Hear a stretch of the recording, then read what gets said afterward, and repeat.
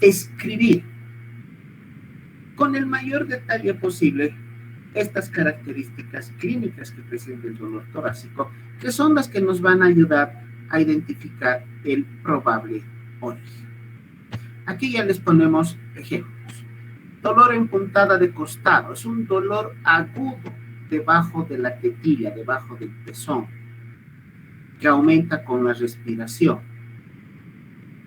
Puede presentarse en lesiones agudas de la pleura, como son las pleuritis, en el inicio de un cuadro de neumonía o en un infarto pulmonar. Ese dolor en puntada de costado, como si le metieran un cuchillo al paciente. Dolor precordial.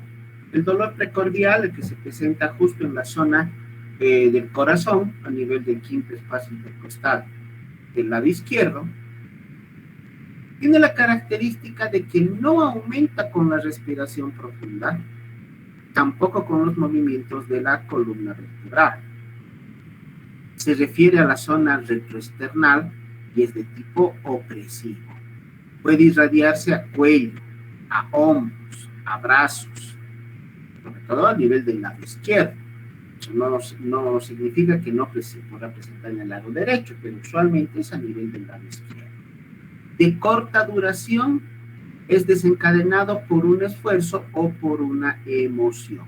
Y ahí ponemos a todos los ejemplos de las patologías cardíacas que están englobadas dentro del grupo de las cardiopatías isquémicas, ¿no? Cardiopatías que se producen por isquemia miocárdica. Las anginas de pecho, infarto agudo de miocardio, aunque en el infarto el dolor es de mayor duración y de mayor intensidad, y tiene un tiempo, tiene un tiempo porque el no atender a un paciente en el lapso de las siguientes 2 a 4 horas de iniciar el infarto puede suponer la muerte del paciente. En cambio, las anginas tienen un dolor con características similares, pero la intensidad es menor y la duración del síntoma también es menor. Como una variante, también característica con dolor, se presenta el tumor de Pancoast, un tipo de neoplasia, cáncer del vértice del pulmón, un cáncer broncogénico, pero cuya localización es a nivel de la zona del vértice pulmonar, que presenta un dolor intenso que se irradia hacia el hombro del lado comprometido, hacia la zona de toda la espalda y hacia el brazo también del lado comprometido. Son algunos ejemplos de las probables causas de dolor torácico, fuera de lo que hemos mencionado, relacionadas a las neuritis, costocondritis, osteitis o miositis. Estas son las probables causas de dolor de origen a nivel de las vísceras, a nivel de pulmones o a nivel del corazón. Otros ejemplos, causas pulmonares, un neumotórax.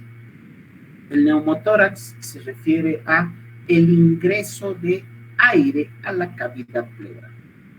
La cavidad pleural es una cavidad virtual, así se la llama, virtual, porque las hojas visceral y torácica de la pleura están pegadas entre sí, la pleura parietal y la pleura visceral. En su interior solamente existe una pequeñísima cantidad de líquido pleural que sirve como lubricante cuando el tórax se mueve en cada ciclo de inspiración o de expiración. Cuando la cantidad del elemento que está en el interior de la cavidad pleural aumenta, esas hojas, la pleura parietal y la visceral, se van separando y el espacio pleural que era virtual se vuelve real. ¿De qué se puede llenar ese espacio pleural? Si es de líquido, llamaremos derrame pleural. Si es de aire, llamaremos neumotórax. ¿Y por qué se puede producir un neumotórax? Usualmente secundario a fracturas costales. Las fracturas que producen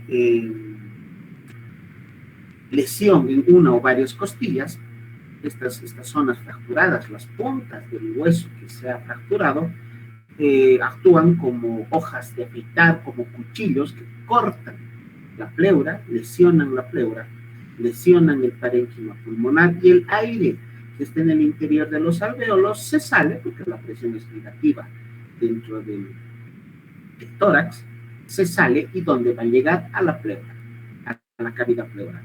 Y entonces esta cavidad pleural se llena de aire. Eso denominamos neumotórax. La causa más frecuente, el neumotórax traumático.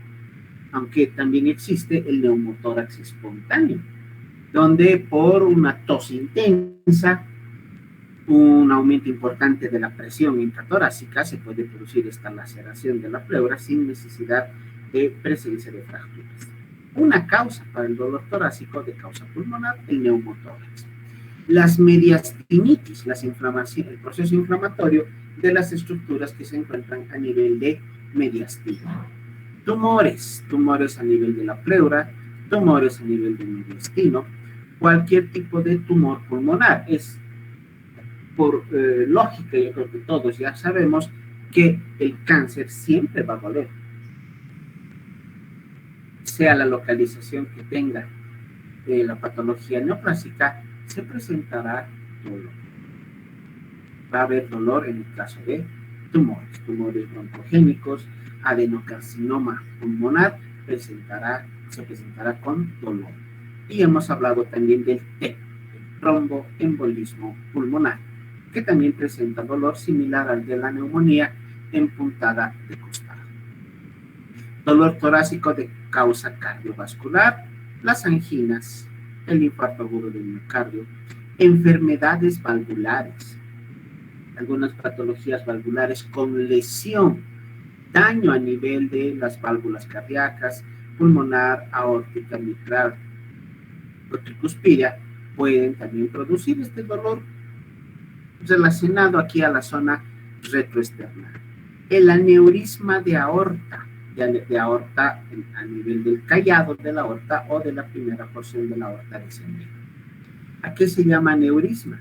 A la separación de la capa externa del endotelio vascular, como una telita se separa esta capa externa de los vasos y se llena de sangre. Es como un globo con agua. La sangre, en lugar de estar en el interior de la luz de la aorta, se ha entrado al aneurisma, que es como un globo que en cualquier momento puede reventar.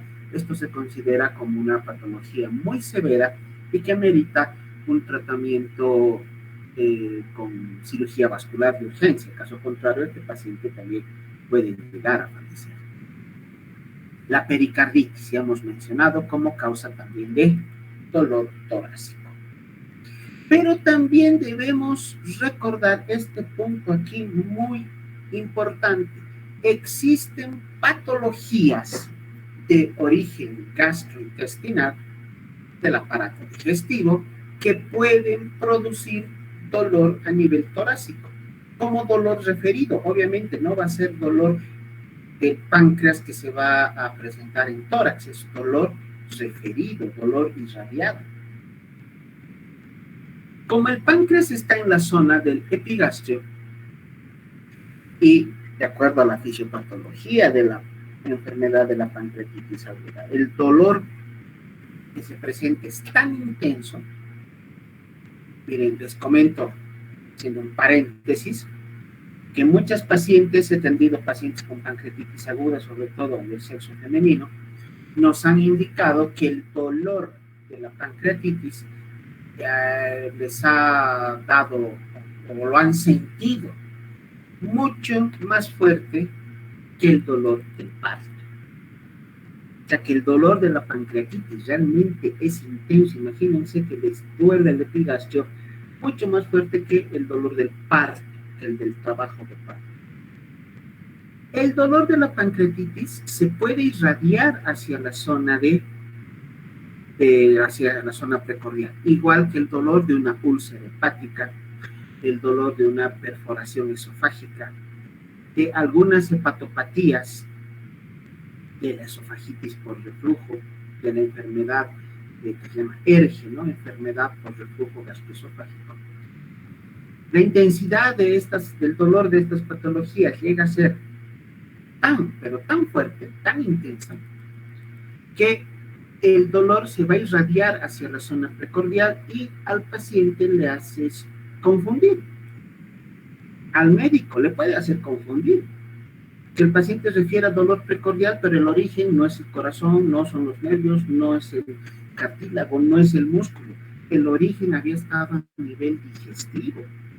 Entonces, causas gastrointestinales que pueden producir dolor torácico, principalmente la pancreatitis aguda, las úlceras, sobre todo las úlceras perforadas, y patologías a nivel esofágico, perforación esofágica, esofagitis, la enfermedad por reflujo gastroesofágico y algunas hepatopatías. Y acá en el último punto está anotado lo que les comentaba al inicio de esta clase, que más del 60-70% de las causas de dolor torácico que van a referir nuestros pacientes en las consultas van a estar referidas a dolor de origen costal, condral, mialgias, huesos o directamente nervios, que es lo más frecuente.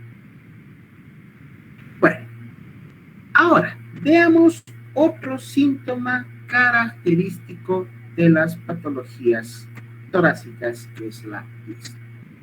¿Cómo vamos a conceptualizar a la disnea? Disnea es la sensación subjetiva de falta de aire. Es una sensación subjetiva. El paciente refiere presentar esta molestia, que siente que le falta aire al momento de realizar algún tipo de actividad. Algunos presentan disnea con actividades muy grandes y otros con actividades mínimas, e inclusive se puede presentar disnea con el paciente completamente inmóvil. La disnea la vamos a clasificar en 4 grados. Esa sensación subjetiva de falta de aire la vamos a clasificar en grado 1, grado 2, grado 3 y grado 4, dependiendo de con qué tipo de actividad física se relaciona la disnea. Hablaremos de disnea grado 1 o también denominada disnea de grandes esfuerzos cuando el paciente realiza una actividad física extenuante, como subir gradas, por ejemplo, subir corriendo los 5 pisos que tiene el Hospital de Caminos, correr grandes distancias, correr unas 10 cuadras sin parar, es un esfuerzo físico importante. Caminar un buen número de cuadras también a un paso acelerado, paso ligero pero acelerado, y que al final de esa actividad el paciente sienta que está así, como en esta imagen, que le falte el aire, que no puede respirar, que empieza a tener diaforesis, que le duele el pecho. Ahí entonces estaríamos hablando de disnea de grandes esfuerzos. El segundo grado, o la disnea de medianos esfuerzos, aparece con esfuerzos menores, como es caminar a paso normal, caminar una o 2 cuadras, que para nadie creo que es esfuerzo. Pero si el paciente refiere que presenta disnea después de caminar, lo usual, lo normal al paso cuadras ya podríamos mencionar que es una disnea de medianos esfuerzos. Otro ejemplo sería que el paciente nos refiere a disnea al subir las gradas solamente un piso. Solo un piso. Un piso usualmente son como 10 a 15 gradas que se suben de un piso a otro en una construcción estándar. Esta también podríamos denominarla como una disnea de medianos esfuerzos. El grado 3 es la disnea a pequeños esfuerzos. Disnea que se presenta cuando el paciente realiza un esfuerzo físico muy, muy pequeño, como por ejemplo caminar unos 5 a 10 metros, ya se está agitando. Cuando el paciente presenta disnea al momento de vestirse, de asearse, de lavarse la cara, lavarse los dientes, de bañarse, de alimentarse estando, o de cocinar, digamos que no implica mucho esfuerzo físico, o de estar en la mesa familiar realizando el ejercicio de agarrar los cubiertos y llevarse el alimento a la boca. Si ese momento presenta disnea, se denominará como disnea de pequeños esfuerzos. El último grado, el grado 4, será aquella disnea que se presenta en reposo, con el paciente completamente inmóvil, no se mueve 1 milímetro, pero ya presenta disnea.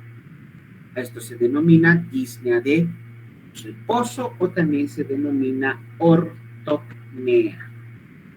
Disnea de reposo u ortopnea.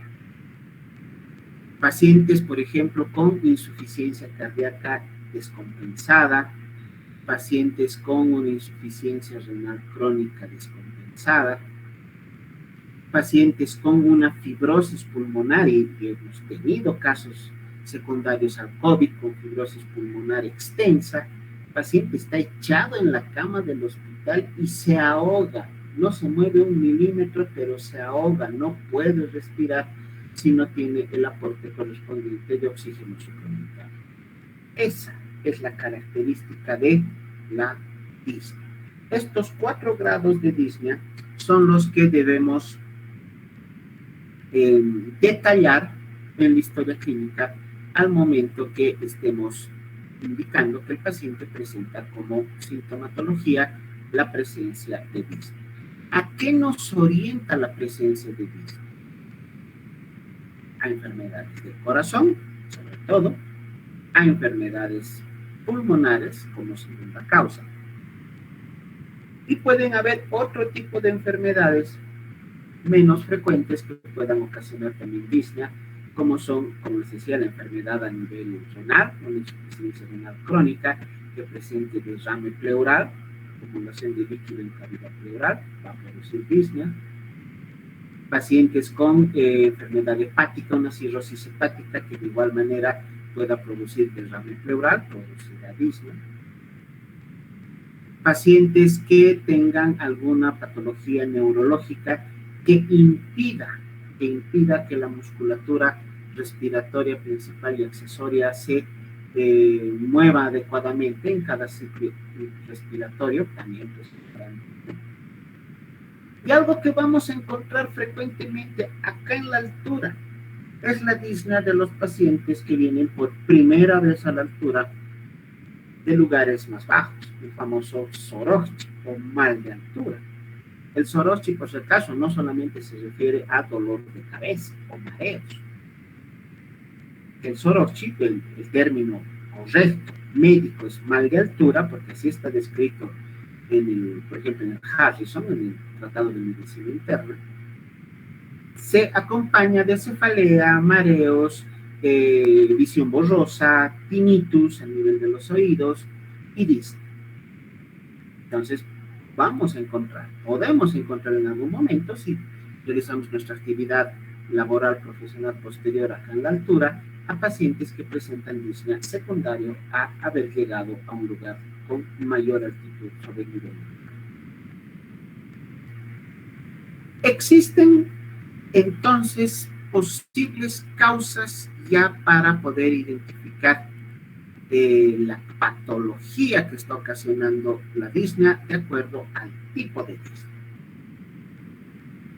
La ortopnea les mencionaba sobre todo a pacientes que tengan insuficiencia cardíaca.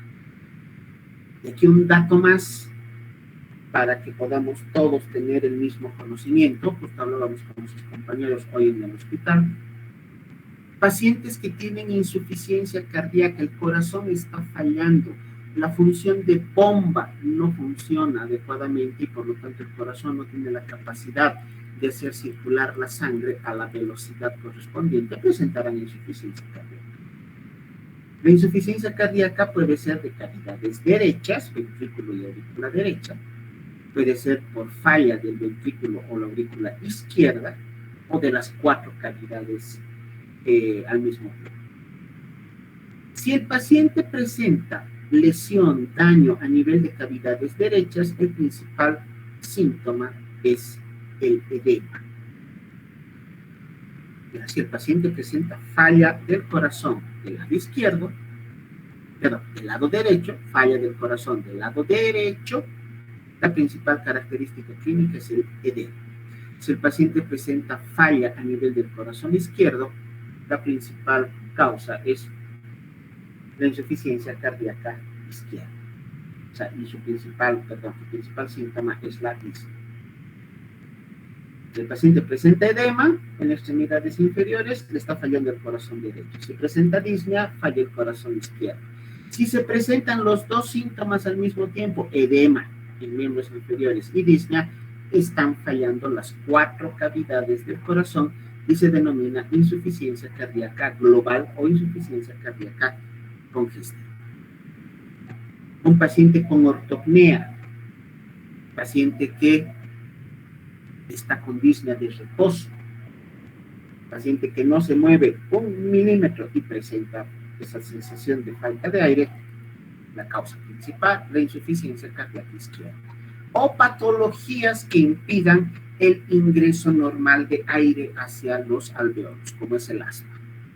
El asma o algunas otras patologías que conocemos como EPOC, la enfermedad pulmonar obstructiva crónica. Pero hablando del asma, patología en la cual se produce por broncoconstricción severa, se cierran los bronquios y esto impide que el paciente pueda ventilar adecuadamente los alveolos, no se producirá el proceso de la hematosis y por lo tanto el paciente entra en hipoxia. Eso es lo que va a ocasionar la disnea. Pacientes con crisis asmática, donde más del 60-70% de sus bronquios están cerrados por el asma, presentarán también disnea de reposo.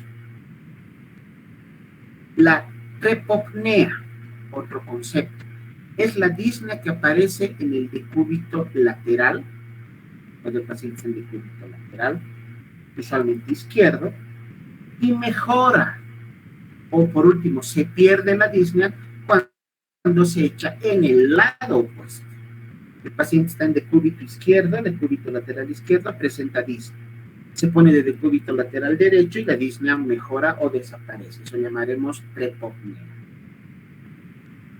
Causa para esta trepopnea los derrames pleurales masivos, grandes derrames pleurales, donde la cavidad pleural está comprometida en más del 75% con presencia de líquido.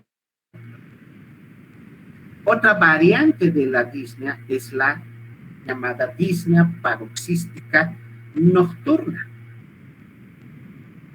¿Cómo vamos a conceptualizar a este tipo de disnea? Es un paciente que está durmiendo en la noche y súbitamente se despierta por esa sensación de ahogo inminente. Un paciente que se desespera por respirar. ¿Qué nos han referido los pacientes? Que se levantan de la cama, van a la ventana del cuarto, abren la ventana tratando de buscar oxígeno, de buscar aire para respirar, porque tienen esa sensación inminente de que se están ahogando. La disnea los despierta en medio de la noche con esa sensación inminente de ahogo. A eso se llama disnea paroxística nocturna, cuya característica es que es de comienzo brusco, comienza súbitamente. Causas para la disnea paroxística nocturna: el tromboembolismo pulmonar, la crisis asmática, el neumotórax. Pueden haber inclusive causas emocionales, las crisis de angustia. Personas que han tenido una alteración emocional muy severa, fallecimiento de un familiar, o les han dado una noticia que los ha agobiado, una mala noticia, algo que los afecte, que los altere emocional y psicológicamente, presentarán estas crisis de angustia, lo cual puede producir la disnea paroxística nocturna. Y el ejemplo más usual, la insuficiencia cardíaca izquierda. La mayor parte de los pacientes que he logrado atender, que nos han referido que presentan disnea paroxística nocturna, era secundario a insuficiencia cardíaca. Pacientes que no hacen tratamiento, pacientes descompensados, indisciplinados con la medicación, o como la mayor parte de nuestros pacientes que acuden al médico solo por obligación, pero se les da los medicamentos y los guardan en un cajón del velador y ni los miran. Esos son los pacientes que en algún momento llegarán a presentar estas características. Aquí les muestro un resumen de los tipos de disnea para que podamos recordarlos. Ortopnea, disnea en decúbito supino, o sea, disnea en reposo. La tripopnea, la disnea que se presenta en el decúbito lateral y que mejora cuando el paciente se echa hacia el lateral, hacia el contralateral. Pentopnea, disnea que se presenta al inclinarse hacia adelante. El paciente se agacha para recoger algo del suelo y presenta disnea. Eso se llama pentopnea. La platipnea, disnea que aparece en bipedestación. O sea, el paciente se para, está erguido, está parado y presenta disnea. Se sienta, se recuesta en cama y la disnea desaparece. Son variantes que se pueden presentar en cuanto a la característica clínica de la disnea. Otro concepto relacionado a síntomas probables que podemos encontrar en la patología torácica, la POM. Vamos a conceptualizarla como la expulsión brusca y masiva por la boca de una gran cantidad de pus o de líquido proveniente de los pulmones. Estamos hablando de vómica, no estamos hablando de vómito. Vómito es de aparato digestivo. Estamos hablando vómica, expulsión de pus, de líquido en gran cantidad proveniente de pulmones. Causas para la presencia de vómito, sobre todo los abscesos pulmonares. Un absceso es una colección de pus, es como un globo, una bolsa dentro de los pulmones que se va llenando poco a poco de material purulento, que en algún momento de la evolución de la enfermedad puede llegar a evolucionar, puede llegar a evolucionar abriéndose el absceso hacia un bronquio y drenando su contenido al árbol bronquial, que en algún momento será expulsado a través de la vía aérea superior y saldrá por la boca. En este caso del absceso pulmonar, el paciente, ¿qué es lo que va a botar por la boca? Pus, grandes cantidades de pus. En el caso del quiste pulmonar, en nuestro medio, la principal causa para la presencia de los quistes es la hidatidosis pulmonar, ¿no? Patología de orden parasitaria que viene por el consumo de carne contaminada de cordero o de oveja.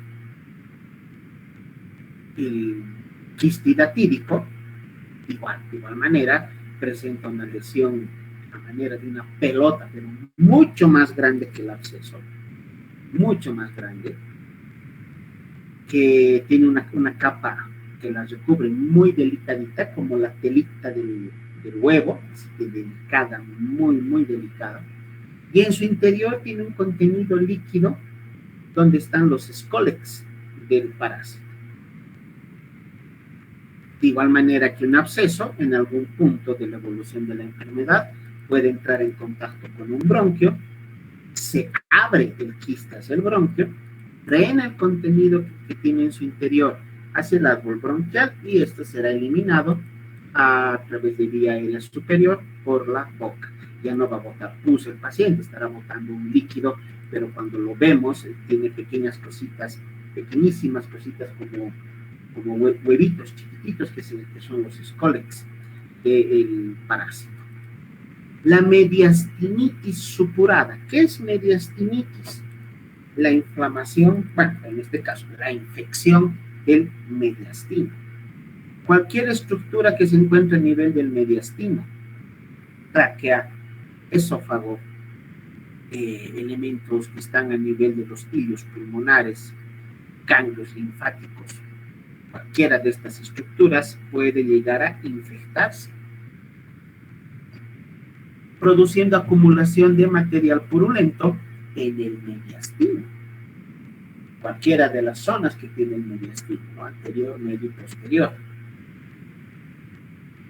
Este contenido purulento, mucoso, hemático, dependiendo de la causa que esté ocasionando la mediastinitis, de igual manera se puede fistulizar, se abrirá hacia el viano, los bronquios pequeños, sino hacia los bronquios principales derecho o izquierdo, o directamente a la tráquea.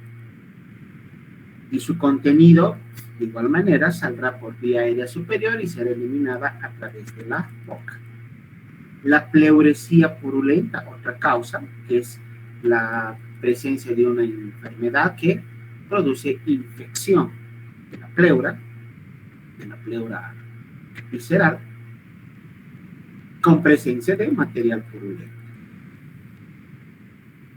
Cuando el espacio pleural, la cavidad pleural se llena de pus, y vamos a tener otro tipo de patología que se denomina empiema pleural. Cuando es líquido hemos indicado que es derrame pleural. Cuando es aire es neumotórax. Cuando es sangre lo que se acumula en la cavidad pleural denominamos hemotórax. Y cuando es pus, empiema pleural. Ante la presencia de un empiema pleural por una pleuresía purulenta, este contenido purulento también puede ser eliminado en gran cantidad a través de la boca en forma de vómito. Bueno, ahora, ¿cómo vamos a realizar el examen físico del tórax? Tenemos a las 4 maniobras fundamentales de la semiología: la inspección, la palpación, la percusión y la auscultación. Estamos hablando del tórax en general. No estamos hablando específicamente de corazón o pulmones. En general, el tórax debe ser evaluado semiológicamente en base a estas 4 maniobras. Como en toda maniobra, empezamos con la inspección. Para poder realizar una adecuada inspección del tórax, debemos solicitar al paciente que se descubra el tórax, o sea, que se saque la ropa. No vamos a poder ver encima de la chompa, encima de la camisa o encima de la polera. Al paciente hay que solicitarle con toda educación, con el mayor tino posible para no crear susceptibilidades de acoso y de cualquier otra cosa que pueda surgir de esta situación, siempre respetando el pudor del paciente, pedirle por favor que se retire la ropa para poder evaluar adecuadamente el tórax. Se recomienda, como en todo tipo de examen semiológico, ambiente templado y bien iluminado. Ahora que estamos entrando a la etapa otoñal e invernal en La Paz, donde hace frío, ¿quién se va a querer sacar la ropa a las 8 de la mañana para que el médico le vea? ¿No ven? Le va a hacer frío. Por lo tanto, el ambiente en el cual realicemos la evaluación debe estar a una temperatura templada para que el paciente no presente ese rechazo hacia la inspección del tórax. Inspeccionar el tórax significa mirar las 4 caras. El tórax no solo es la espalda, no solo es la parte posterior. El tórax tiene 4 caras. Una cara anterior, una cara posterior y 2 caras laterales. 2 caras laterales. Entonces, debemos realizar la evaluación con la inspección de las 4 partes del tórax. Por ello, el paciente debe estar completamente descubierto. Como les digo, cuidando siempre el pudor del paciente. Y para evitar cualquier susceptibilidad, para evitar cualquier tipo de problema posterior de orden hasta judicial, recomendación que les doy, varones, mujeres, doctores, doctoras, nunca hagan esta evaluación de tórax solos. Que esté presente la enfermera, que esté presente el auxiliar o por último el familiar del paciente, para que no exista en algún momento la posibilidad de que nos quieran acusar de toques impúdicos o de acoso o de cualquier otra cosa, porque saben que si está el médico y el paciente, es la palabra del paciente contra la del médico. ¿Quién va a perder? Nosotros. Tenemos todas las de perder. Por lo tanto, este examen siempre hagámoslo en presencia de alguien más, para evitar cualquier tipo de susceptibilidad o problema posterior. Para evaluar adecuadamente el tórax, el paciente debe estar en posición de pie o de sentado. A mí me gusta mucho hacer este examen en posición de sentado, ¿no? El paciente sentado en la camilla de observación, con el tórax descubierto, así tengo acceso fácilmente a las 4 zonas del tórax, porque si está sentado en la silla, tendremos un pequeño inconveniente para poder evaluar o revisar la parte posterior, ¿no? Por el respaldo de la silla. Ahora, si gustan hacerlo en posición de pie y dar vueltas alrededor del paciente, también es válido. Importante es realizar el examen completo. Seguimos el siguiente orden. Empezamos con la cara posterior. Estamos haciendo inspección, ¿no? Inspeccionamos la cara posterior. Nos vamos a el tórax lateral derecho, luego al lateral izquierdo y finalmente observamos todo lo que es el tórax en la parte anterior. Realizando siempre comparación. Pongámonos a la columna vertebral como una línea media para dividir el tórax posterior en derecha o izquierda y a la línea medio esternal para poder dividir al tórax anterior también en 2 mitades, derecha e izquierda. Y en la inspección tendremos que ir comparando lo que encontremos en el lado derecho con el lado izquierdo. Para los tórax laterales, comparemos el lado derecho con el izquierdo posterior a poder ubicar adecuadamente los límites que tiene cada una de estas zonas. Eso hemos aprendido ya en una anterior clase. Las líneas que se trazan para poder dividir al tórax en sus distintos segmentos. ¿Qué debemos ver en la inspección del tórax? Lo primero que llama la atención son lesiones dérmicas. Alguna patología a nivel de la piel. Presencia de eritemas, presencia de vesículas, pápulas, ronchas, pústulas.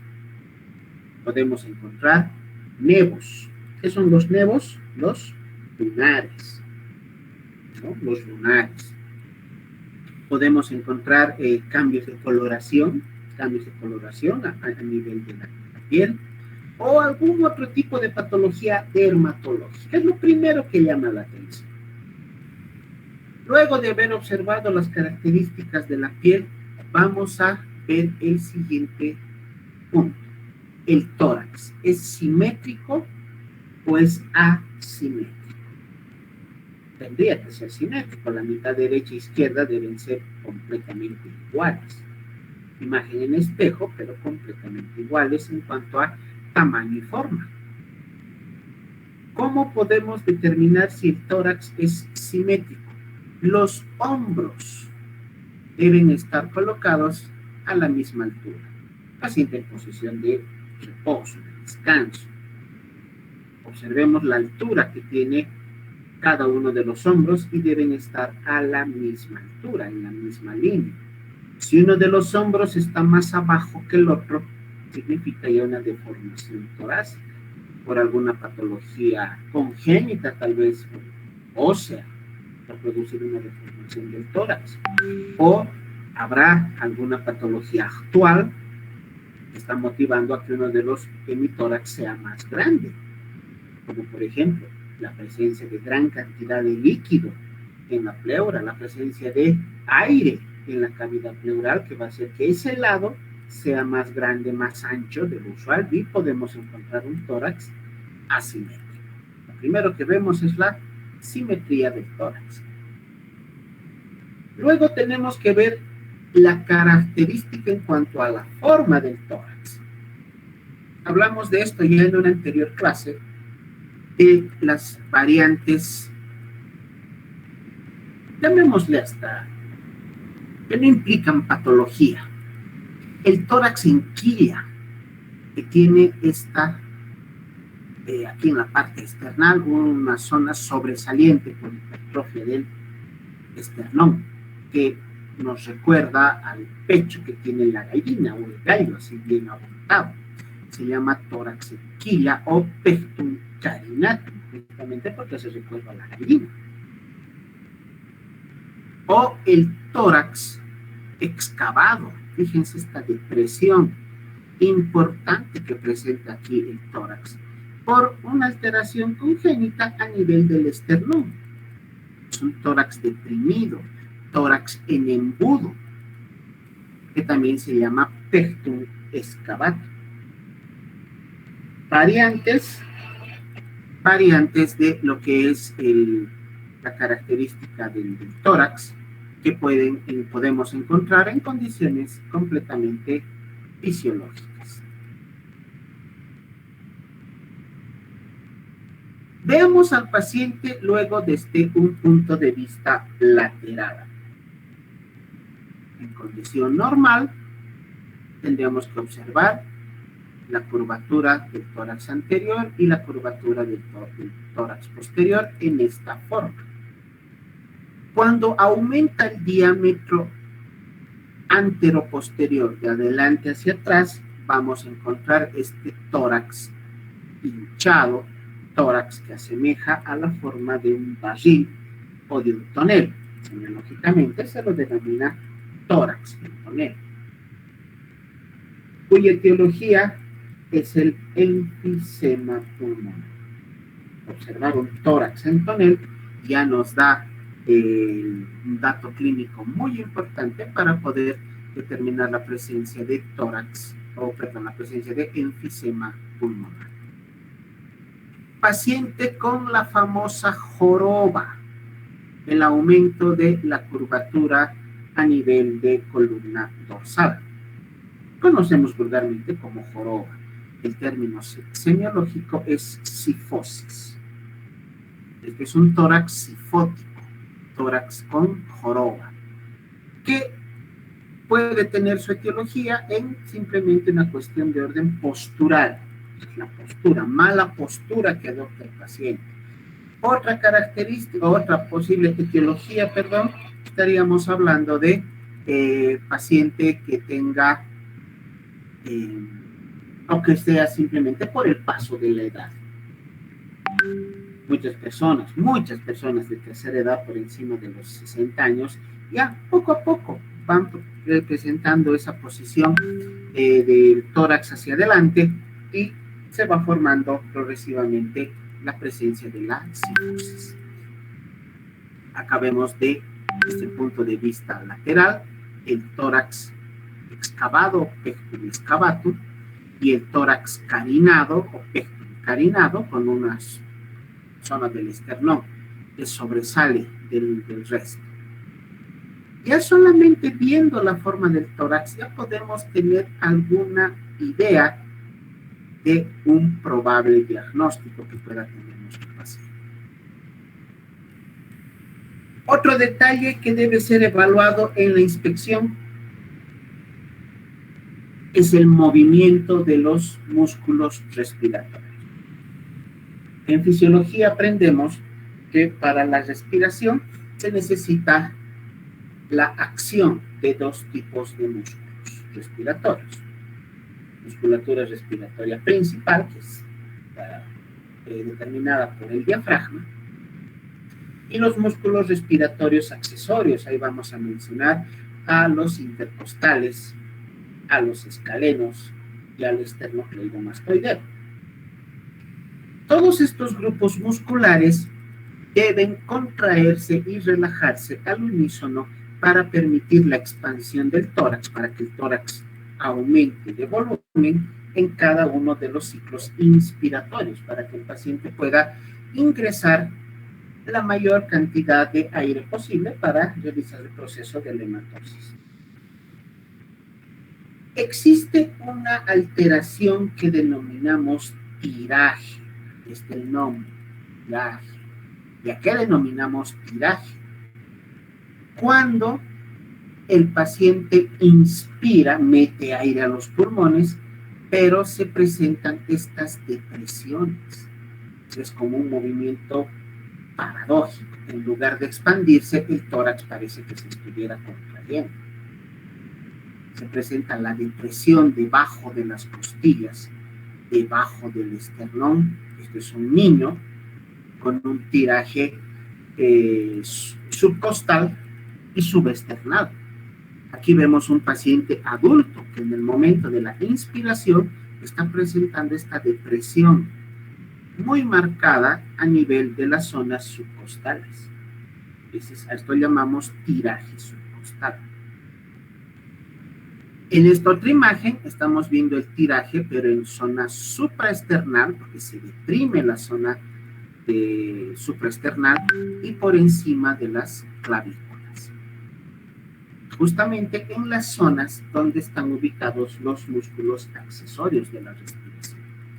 La presencia de tiraje en cualquier ubicación, tiraje subcostal, intercostal, subesternal, supraesternal, supraclavicular, en cualquiera de estas zonas que estamos viendo en estas imágenes, significa que el paciente está realizando un esfuerzo muy marcado para poder respirar. El tiraje no se presenta de manera normal, no vamos a encontrar tiraje en condiciones normales, en condiciones fisiológicas. El tiraje es sinónimo de insuficiencia respiratoria. El paciente presenta dificultad muy marcada para poder respirar. Es algo frecuente ver en recién nacidos que nacieron pretérmino, son prematuros, donde los pulmones no han llegado a realizar la maduración completa de su desarrollo intrauterino. Estos bebés que necesitan entrar a incubadoras posterior al nacimiento van a presentar la mayor parte de ellos tiraje. Ahora, acá podemos observar fácilmente y se fijan, fíjense con detalle cómo se observa cada uno de los espacios intercostales deprimidos.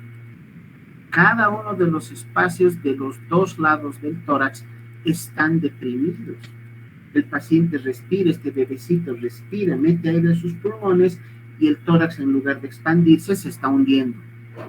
Se deprime acá en los espacios intercostales. Con seguridad que debe presentar además tiraje subcostal debajo de las costillas, debe presentar tiraje supraclavicular por encima de las clavículas o supraesternal.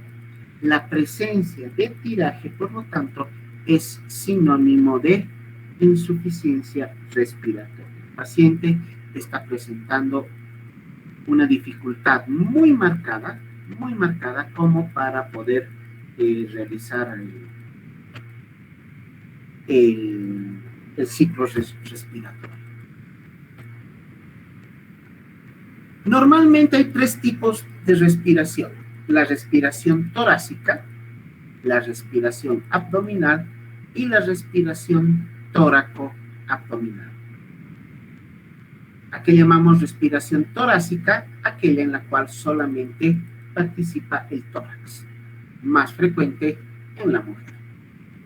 La respiración abdominal es aquella donde sobre todo se moviliza el abdomen.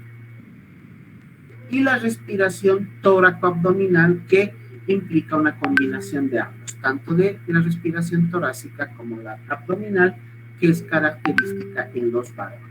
En la mujer se presentará respiración de orden torácico, en el varón de orden tóraco-abdominal. Y por último, aquí vemos cómo se realizan los ciclos de inspiración y expiración. En la inspiración, el aire entra, los músculos del tórax se contraen, el diafragma baja y por lo tanto los pulmones se expanden.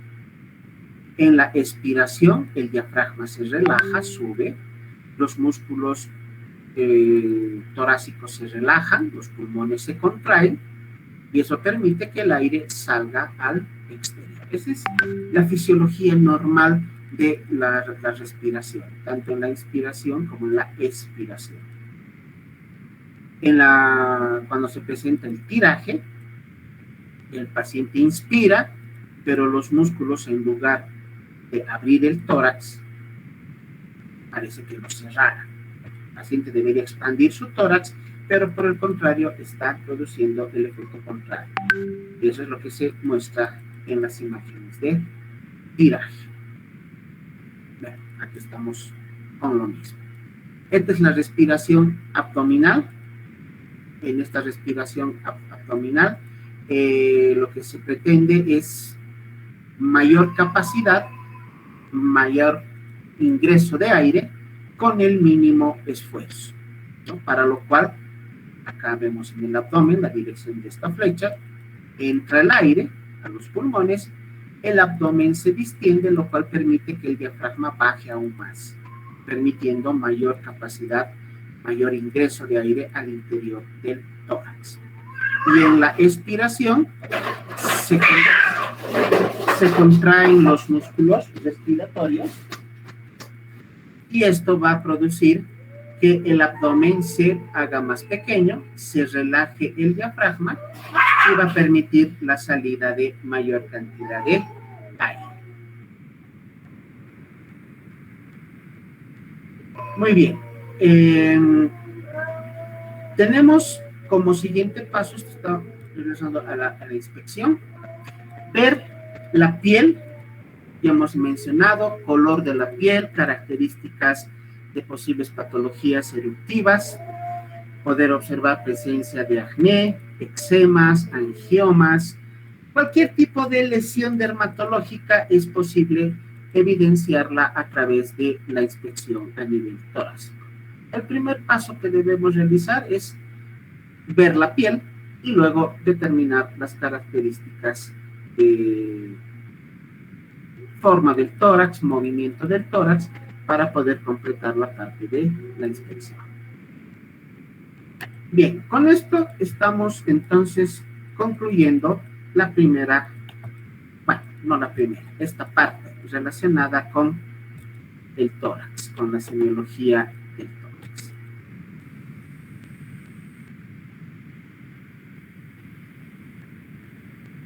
Vamos a mencionarles ya para concluir que el hecho de realizar el trabajo semiológico de la inspección torácica implica que tengamos que darnos el tiempo necesario para poder realizar esta evaluación de manera correcta, de manera adecuada, sin obviar ninguno de los pasos. Debemos darnos el tiempo para poder evaluar correctamente cada uno de los segmentos correspondientes del tórax, tanto adelante, atrás o hacia los lados.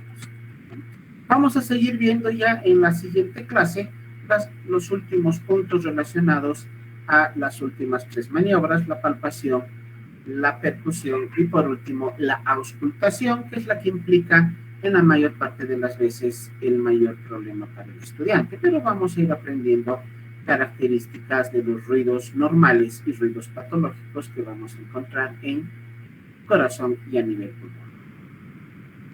Muy bien, con esto estaríamos llegando a la conclusión del tema del día de hoy. ¿Tenemos alguna pregunta, alguna consulta que quieran realizar?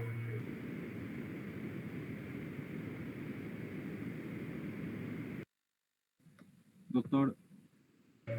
Muy bien, entonces voy a agradecer a todos por su presencia y los invitamos a encontrarnos nuevamente el próximo día viernes. Por favor, les solicito encarecidamente que el próximo día viernes, como vamos a pasar la clase virtual, que podamos empezar nuestra clase del día viernes a las 8 de la noche, por favor. Y el próximo día viernes, la clase virtual a las 8 de la noche. Voy a pasarles también el enlace correspondiente con el tiempo necesario. Muchas gracias a todos. Pasen una linda semana. Con el grupo de prácticas nos encontramos mañana en el hospital. Hasta luego. Gracias. Hasta luego, doctor. Hasta luego, doctor. Hasta luego.